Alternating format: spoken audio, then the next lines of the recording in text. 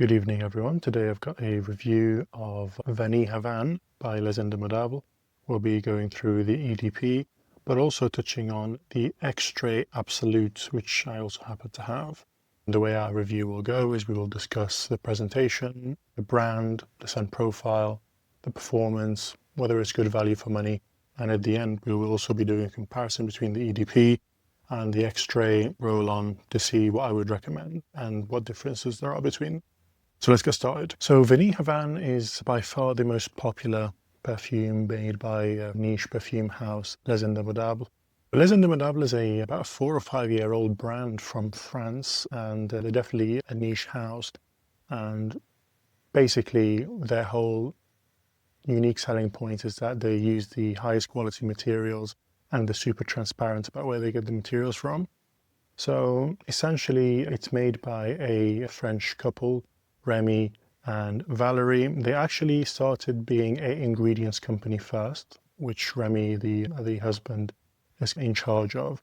And then a few years later came the brand, and the brand uses the ingredients from the ingredient company, and they're very closely linked. It feels like sometimes that the brand is there to show off the ingredients, and that seems to be a big part of their briefs, is to just flex the ingredients as much as possible. And it's almost like a sales pitch maybe for other brands to use the ingredient company.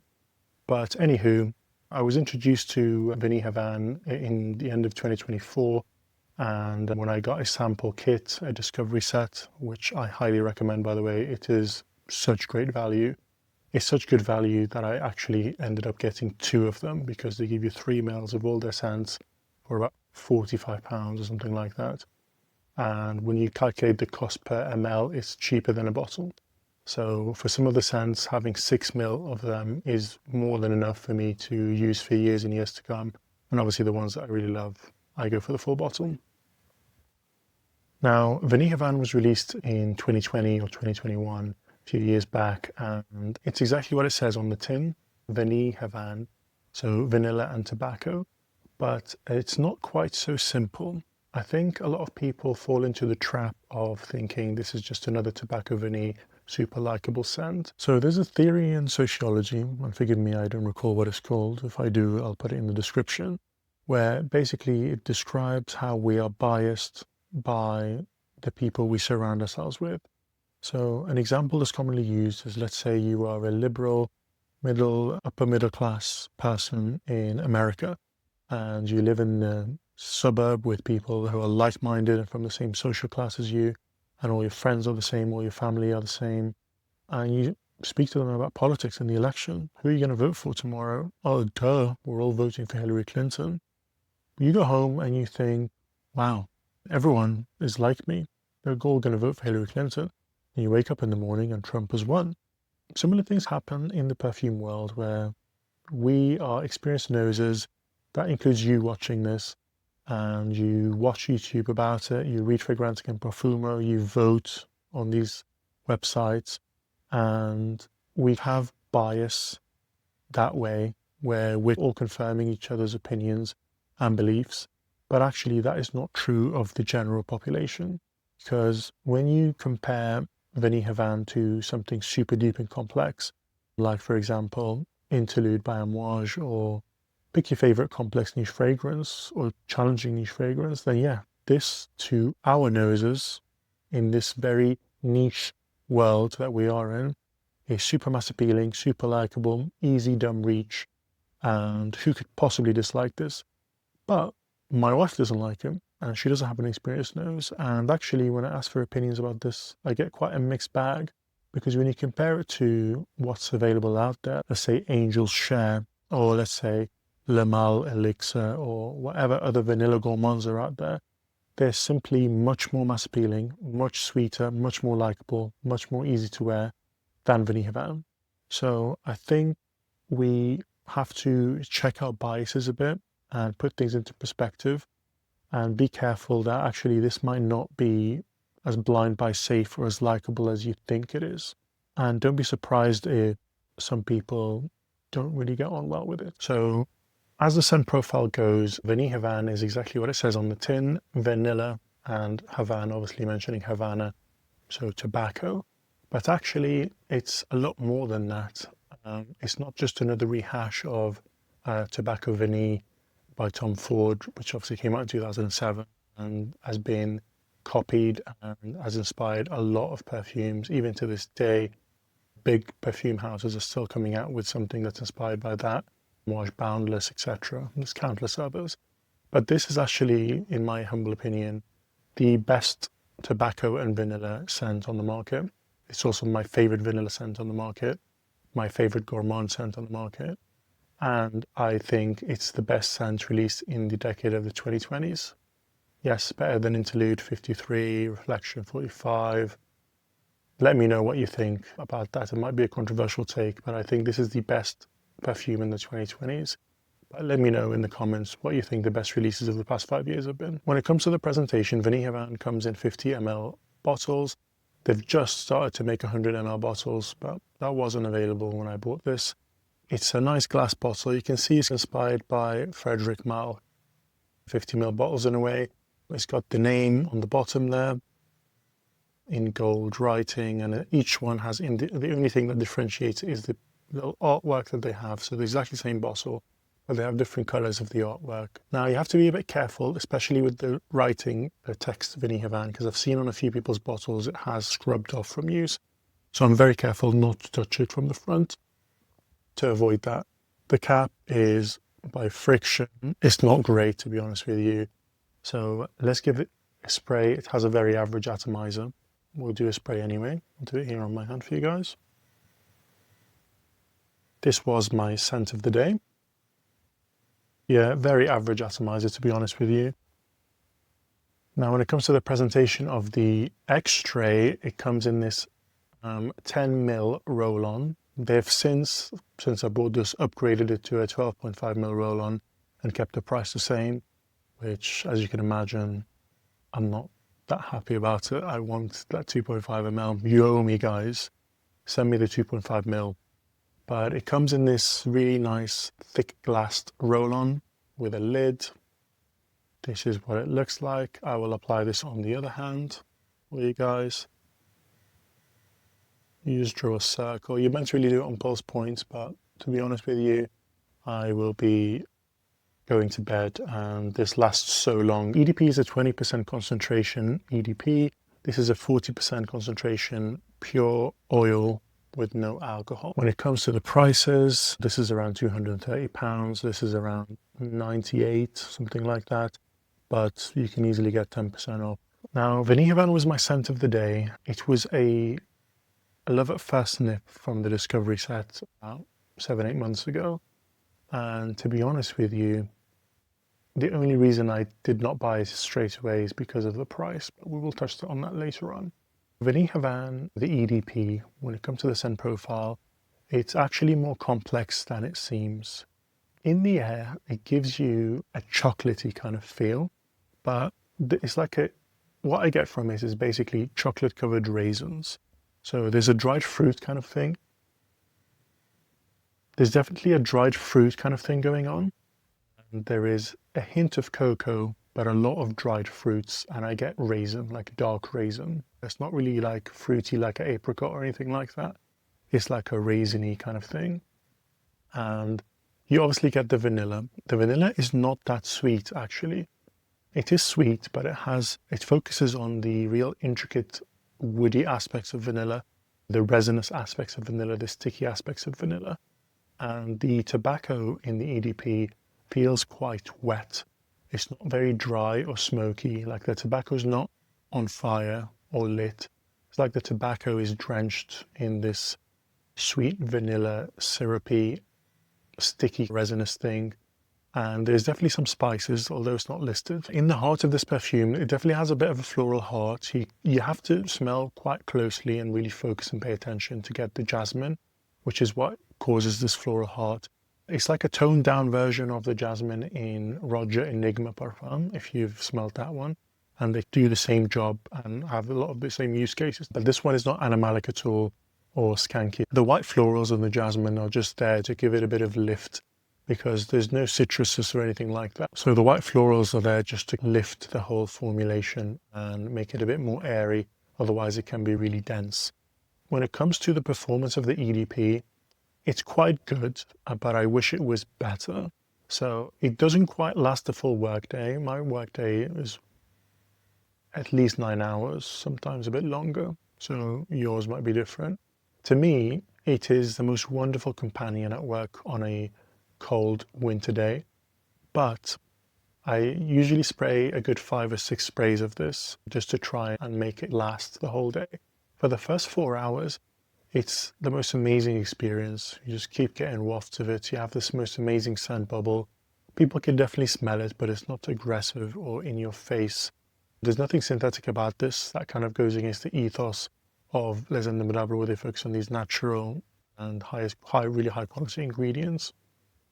And for the first 4 hours, it's honestly completely magical. Sometimes I'd be wearing this in the winter at work and I'm really not in the mood for work whatsoever. And I'm feeling quite low.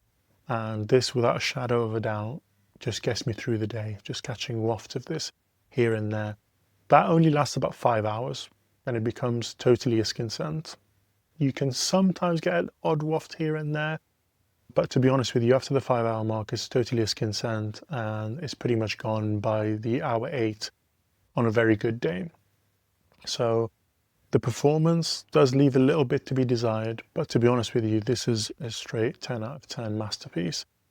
Even if it lasted like 3 hours, I'd probably still go for it. So it's just one thing. Sometimes it's very difficult to achieve perfection. This is, like I said, for me, the best vanilla scent I've ever smelled.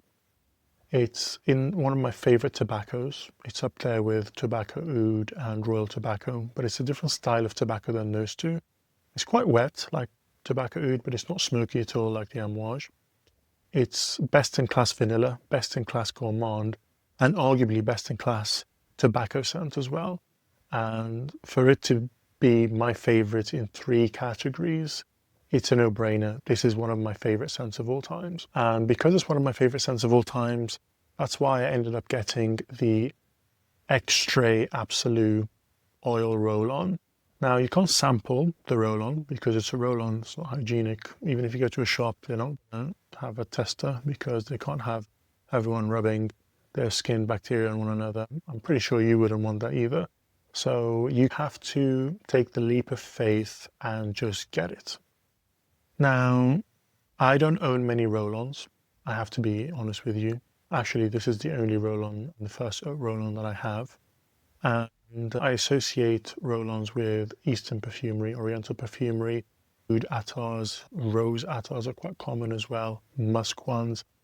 Definitely will be getting into that and featuring some of those on the channel in the future. Now, when I really like a scent profile, I like to go all in, and I don't see it as redundancy whatsoever.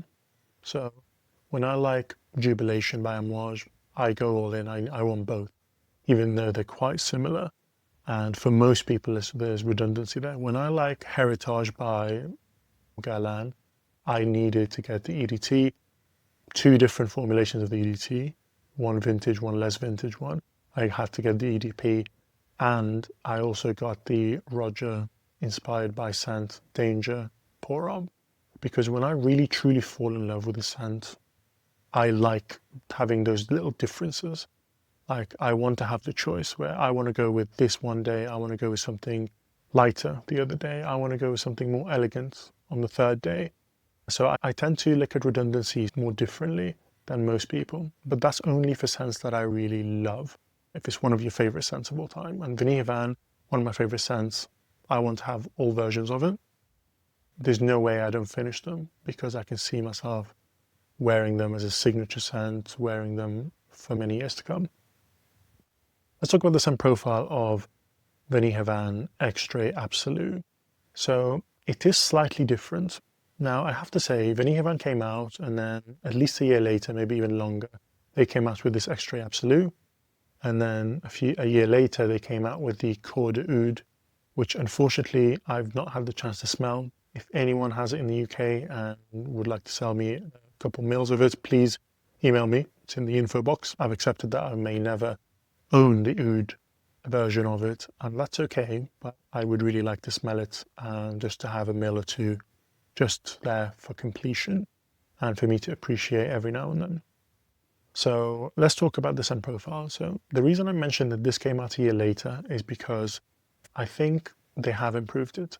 So the Extrait Absolu is smoother, it's richer, and it's deeper, and it's more chocolatey and more vanillic and less tobacco and less dried fruits, in my opinion. Now, basically, this smells like the dry down. So with Vanille Havane, it opens up with this chocolatey, dried fruits, tobacco, spices, and florals. The florals dissipate eventually, and in the deepest of dry downs, it becomes really rich.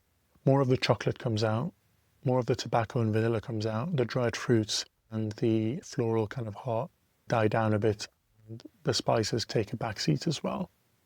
It's a pretty linear scent profile, to be honest with you, where it's consistent. After the first half an hour or an hour, to be honest with you, you pretty much get the same thing all the way till the end, until it's a skin scent when it just smells very faintly of tobacco and some ambery resinous touches in the back. So it's pretty linear. The Extrait Absolu smells like the dry down for the EDP, but it's more chocolatey. I barely get any dried fruits and spices in this. It's more ambery, more vanillic, and certainly more chocolatey, more gourmandy. This is basically the dry down, but taken up a notch, and then another notch in terms of intensity and richness.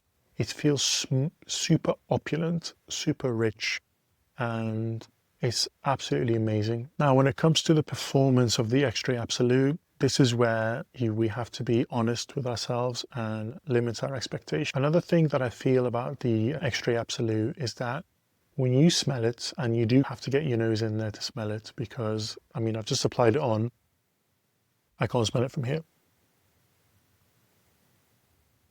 Here I can smell it, like literally 15 centimeters away.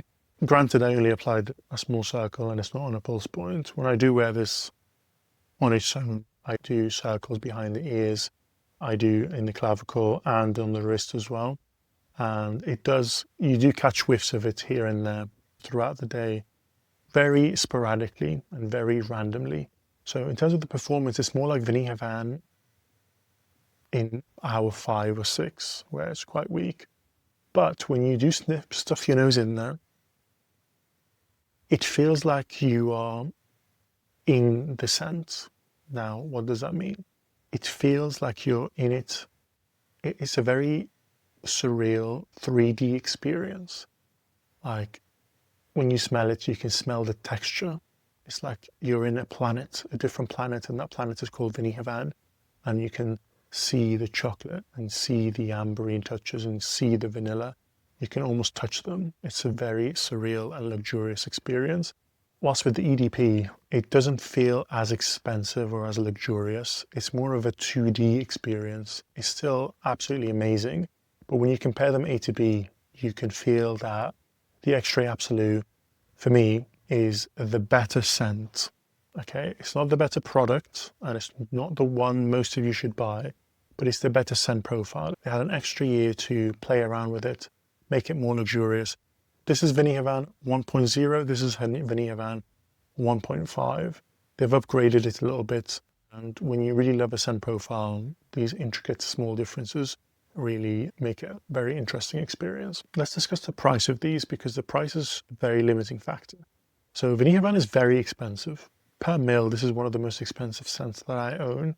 To be honest with you, if we say it's roughly $230 for 50 mils, like that is insane. Very expensive, because you're basically talking Roger Dove prices, and he gets a lot of complaints about his pricing. You can get 50 mil Roger Dove for 250, 200, sometimes even 180 at discounters, if you stack some discount codes and be patient. So I have Roger Danger, I have Roger Scandal, I have Burlington 1819, I have Isola Blue. This is more expensive than all of them per mil. And that, when you put it into that perspective and that context, it's more expensive than all of my Amouages per mil, more expensive than Reflection 45 per mil at the prices that it's available to me. So when you put it into that perspective, it really is quite an expensive scent. This is because it's not available in discounters, because it's a niche brand. It's not available. It's not really out there like those other huge brands. Maybe in the future, you'll be able to snag Vanille Havane at a discounted price, but that's not the case here. My only issue with the price, not only is it one of my most expensive scents, is that when you have something as your most expensive scent, it's almost like the crown of your collection. And just, I wish it performed a bit better. That's my only gripe with the price, because it's not a bad price, because you get something super high quality and you get something that is the best, in my opinion, in a lot of different categories of perfumes. So to me, I have no regrets over that. This is backup bottle worthy for me. And a top tip for people in the UK, the retailer Saint Celier, which is the only Indemodables retailer in the whole of the UK, one day of the year, they do a 20% off. And I'm going to get a backup bottle when that happens. I wish I knew before I bought this, because 20% off makes it much more affordable. Also, it's more affordable if you buy it in France, because they basically do this annoying thing where it's 230 euros and then it's 230 pounds, and that just doesn't add up, guys. Okay, they're not equivalent, and that's not fair. Okay, so if you're in Europe, buy it in euros from France, you'll get a much better deal. My recommendations with regards to Vanille Havane. So recommendation number one is go and get the Discovery set. It's a total bargain. I think it's the best Discovery set ever made because of the pricing, because of the quality of the scents, quality of the atomizers, 3 mils of everything. It's amazing. So that's a no-brainer. You don't have to blind buy this. Just go buy the damn thing and you'll get a huge return on investment. So who are these for? So I think for 75% of people, the EDP is the one I'd go for. It gives you performance. It's more usable, more wearable, and I gravitate towards using this a lot more. I think most people will not really get on well with the roll-on oil performance. It will be a disappointment for them. So I think for 75% of people, this is the one to go for. It's a lot easier to dissect and pull apart all the different notes and stuff in there. This is quite dense and you have to really live with it. And this is like for a personal experience. When you just want to have a nice scent just for yourself and you don't care about anyone else smelling you. Because if you want someone to smell you, this is not going to do the trick for you. This will for the first 5 hours or so. So I think for 75% of people, this is the one to go for. If you only had to own one Vanille Havane, it's definitely the EDP. It's better value for money in terms of the cost per mil. That's for sure. It's more usable. For me, this is a 3-season wear because spring in the UK, it's awful, guys. It's almost June and I wore both of these layered today. Can you believe it? Yeah, that's how cold it is sometimes. So this is a 3-season wear. This is a lot easier to wear. You just throw it on there. It does the trick. You can wear this to work, wear this in the depths of winter, wear it in a cooler spring day, all throughout autumn, and it will do the trick for you. Absolutely no doubt about it. Now, for the other 25% of people, I would say you should go for this if you don't care about compliments, if you don't care about performance, and you just want the best vanilla tobacco scent available today. And chocolate as well, because this is, in my opinion, a better scent profile than the EDP. It's a lot more dense, more luxurious. When it comes to the performance of this, whilst it doesn't project like at all, like 15 centimeters is all the kind of projection you're going to get. This lasts like 24 hours on my skin. Some days it lasts a bit less, 18 hours, but I've never gotten less than 18 hours. So this is on my hand here. It will be here throughout the night, tomorrow, until I wash it off, basically. So it's really excellent in that sense. If you're an arm sniffer like I am, and you don't really get whiffs of your own perfume because you get nose blind to it anyway, then this will do the trick because you just give it a sniff, and A to B, this is better, in my humble opinion. So that's for 25% of you. Now, there is a handful of you, and I'm one of them, where I recommend getting both. Now, who are these handful of people like me? You think this is the best vanilla, you think this is the best gourmand, you think this is the best tobacco scent, you love it, and you just want to have more Vanille Havane in more iterations. Layering this is quite a problem. If you just don't care about the value and you just decide, you wake up in the morning and you say, I want the best vanilla, tobacco, gourmand scent, layer these. There's nothing in the world better than that. I can guarantee that. So for the handful of you that are really crazy about Vanille Havane, I would recommend getting both. Hopefully one day I'll be able to sample or get a decant of the Cour d'Oud, because as you can tell, I adore Vanille Havane. But we'll see. If I do get my hands on that, I will definitely wear it for you guys and make a video about it and let you know what that smells like. Have you tried Vanille Havane? What do you think? Let me know in the comments down below. What do you think of Les Indemodables as a whole? What are your experiences with the house? Tell me if there's any from that house that you want me to review next. I'll see you next time.